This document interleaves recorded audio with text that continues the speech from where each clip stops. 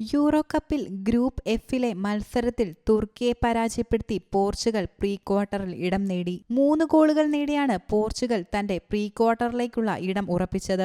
Bernardo Silva, Bruno Fernandes എന്നിവരാണ് വിജയത്തിലേക്ക് പോർച്ചുഗലിനെ നയിച്ചത്.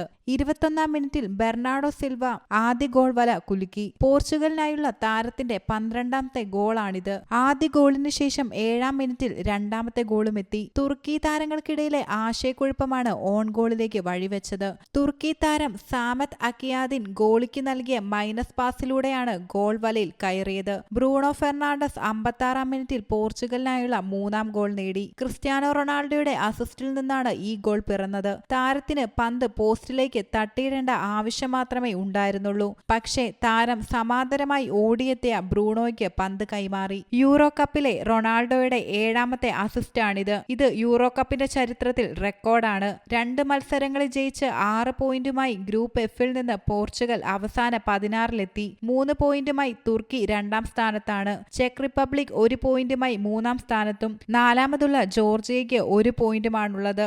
News desk you talk.